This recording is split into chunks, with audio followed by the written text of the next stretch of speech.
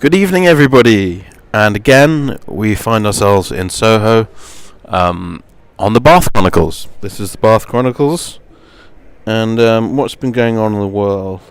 Well, Morrissey's released a new song, and it's wonderful. It's an album of American covers taken from various artists that he quite likes, and this first track called Morning Starships is brilliant. Classic Morrissey style, whatever song it is, he manages to Morrisseyify it and just make it truly great. Ignore his politics, of course.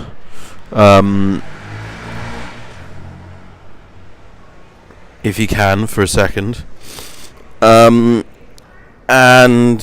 just enjoy the Morrissey. A bit like this weird sign: the door is open for you to now and turn your vision, dream into reality. Failure into success by God's power. And this is a door, which is pretty fun. And this door can be found here, in Kensal Green, the Deliverance and Healing Centre. So anyone wanting salvation, you know where to find it. But like Anthony Joshua in Not Fighting. So he seems to have launched a new drink called Fruit Punch with Lucozade.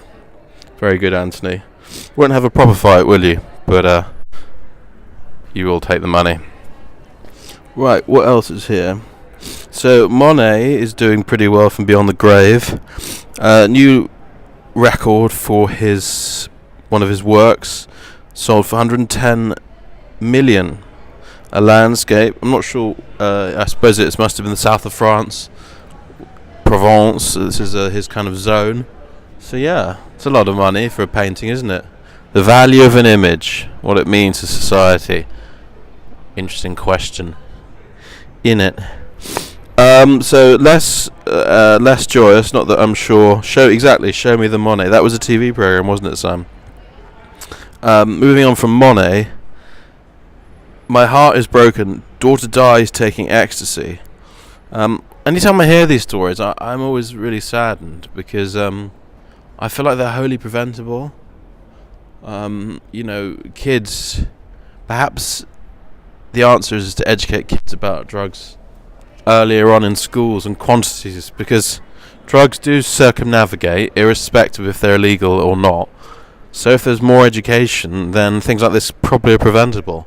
I mean, who knows why she died? You don't get the exacts, but she would have taken too much. She would have perhaps drunk too much water or had some kind of reaction.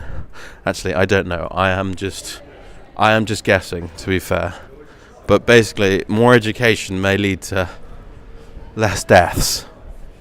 And, ecstasy's not a terrible thing. It's just you don't want to take lots of it. And you don't want to take lots when you're young. What's this? This is quite sweet. So the comedian Freddie Starr, who's sort of faded from his former glory out in Spain and passed away the other day, he has been repatriated by an undertaker for free, which shows you there is lots of goodwill and good undertakers out there. Shows a pretty good undertaking of him to do that for Freddie Starr, who he famously once claimed that he ate his gerbil, which has been the sort of lasting thought behind his existence, which is quite funny. He actually didn't. He's probably quite a nice guy, gerbils aside. Speaking of nice guys, so Jeremy Kyle's finally off air. So this bear baiting program that's been going, basically sort of seemed to was set up as an English version of Jerry Springer. Those of you remember that show.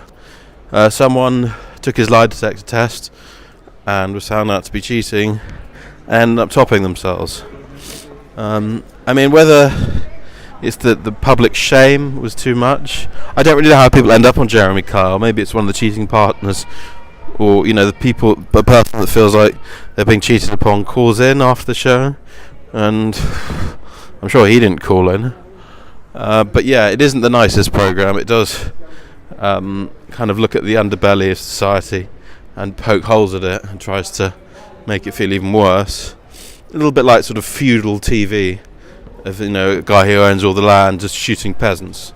Slightly like that, just without the bullets, just with words. So yeah, off air. Probably to return to Netflix, I assume. Here's some pretty amazing donuts.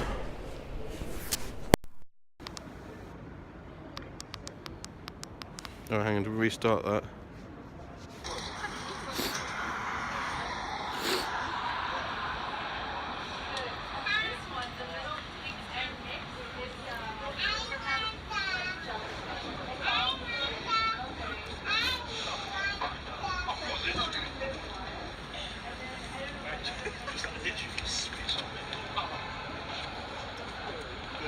Look at them.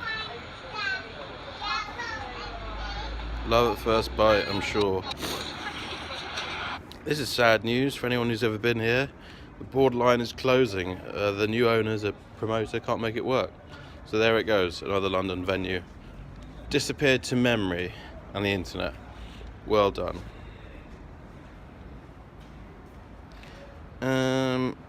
What else? This is interesting. Archaeologists find 1,000-year-old cocaine in South American cave, which suggests that people are getting loaded for quite a long time.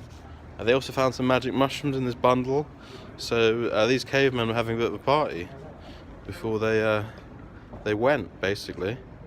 So yeah, keep on rocking, and that was the Bath Chronicles. In it.